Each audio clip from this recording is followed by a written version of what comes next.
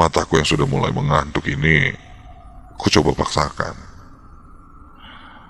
Aku lalu kepikiran untuk membuat kopi saja, ya agar tak mengantuk. Memang bukan kebiasaanku untuk mengopi. Tapi ya coba saja. Aku pun membuat kopi di dispenser sebelah mejaku itu. Dan langsung menyeruputnya.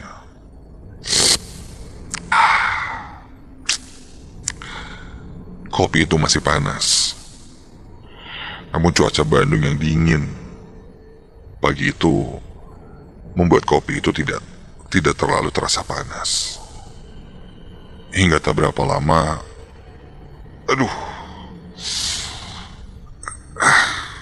seperti sebuah kesalahan yang kubuat. Aku yang tidak biasa meminum kopi, minumnya malam itu, hingga membuat perutku mulai sakit, mules. Terpaksa aku harus meninggalkan ruanganku itu untuk ke toilet. Aku coba bangunkan Mas Dani untuk menitip sebentar. Mas Dani, Mas nitip bentar ya. Saya mau ke toilet Mas, sebentar, ya. Kulihat Mas Dani membuka matanya sedikit, lalu mengangguk. Aku pun keluar ruangan dan bergegas menuju toilet. Beberapa ruangan sudah gelap, sunyi, dan sepi. Memang kulihat tidak ada sama sekali orang di sana. Seperti yang sudah aku bilang, kantor ini besar dengan lorong-lorong yang panjang. Salah satunya, jika mau menuju ke toilet, aku harus melewati satu lorong. Di mana lorong itu, di sebelah kirinya adalah garasi tempat penyimpanan mobil bekas.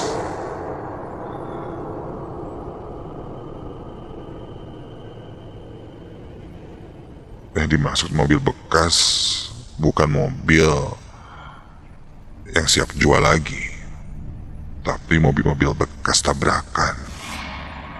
Iya, kulihat ada mobil-mobil yang rusak, bekas tabrakan. Ada yang depannya penyok, ada yang hancur, ada yang sudah menjadi bangkai hingga berkarat.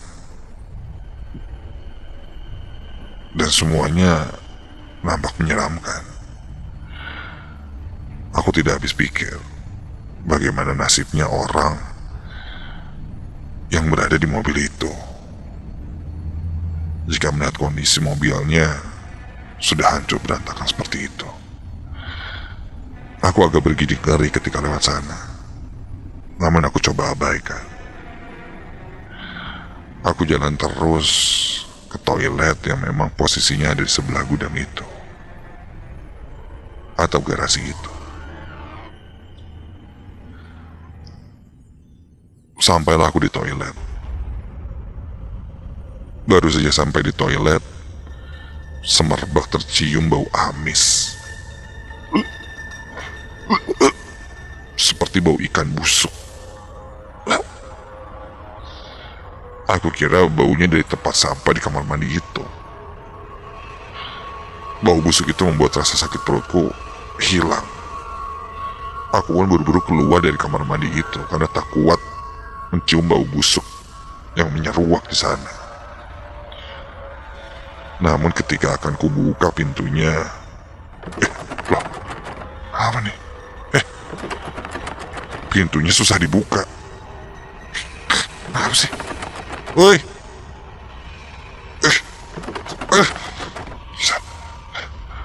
Dan ketika itu samar terdengar, ya, ku dengar di luar pintu toilet ini banyak sekali suara-suara. Seperti ada banyak orang di luar sana. Dan ku dengar juga suara mobil yang menyala Bahkan terdengar suara klakson mobil dan sangat ramai di sana dan gaduh. Aku pun memaksakan diriku untuk membuka pintu toilet itu karena aku penasaran. Suara-suara itu semakin jelas terdengar olehku. Aku pun coba dorong pintu itu. Ku dobrak sampai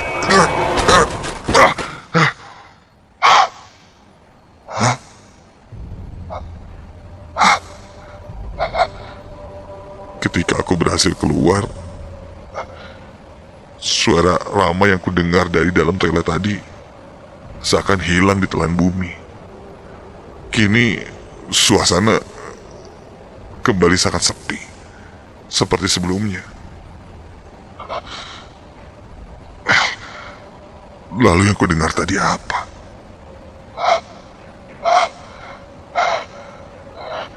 Merasa ada yang tidak beres, aku pun berlari kembali ke ruangan kerjaku. Melewati mobil-mobil kerusak itu hingga tiba-tiba jantungku hampir copot ketika ku dengar ada suara klakson yang berbunyi dari salah satu mobil yang rusak itu. Refleks aku menengok ke arah mobil bekas itu dan ya Tuhan, kulihat ada sosok tubuh yang muncul dari kolong mobil yang sudah hancur.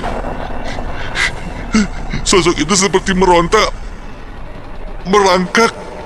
dari kolong mobil itu dan mencoba keluar.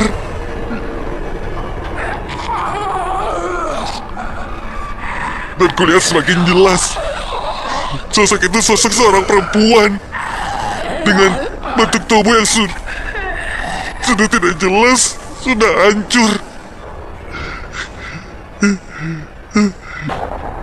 Dia merangkak menggunakan tangannya, dan ketika dia berhasil keluar dari kolong mobil itu, ya Tuhan, kulihat sosok perempuan itu badannya hanya setengah badan.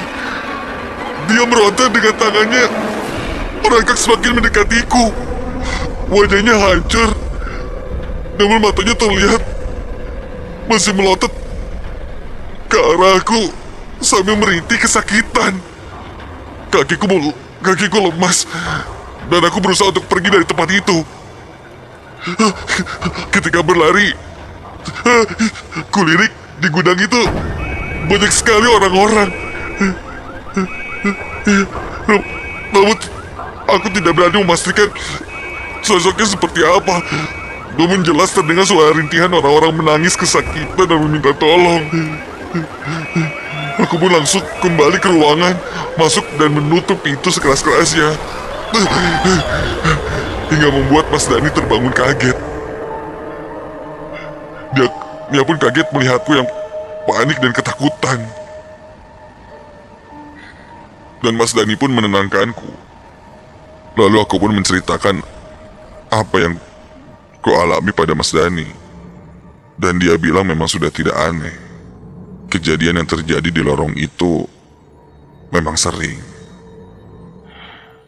Mobil-mobil bekas kecelakaan sudah pasti membuat tempat itu jadi angker. Bau amis yang aku cium serta sosok yang kulihat kadang memang sering menampakkan sosok-sosok dari korban tabrakan yang mungkin arwahnya masih berada di mobil itu. Dan dia pun berkata apakah aku menerima telepon di jam 2 pagi. Aku menjawab iya. Mas Dani menepuk dahi seakan lupa sesuatu. Dia bilang memang setiap jam 2 pagi selalu ada telepon masuk. Dan mereka sudah tahu bahwa yang menelpon itu bukan manusia.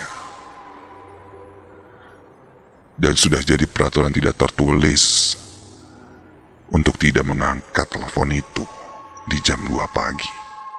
Atau kita akan ditampakkan sosok hantu korban kecelakaan.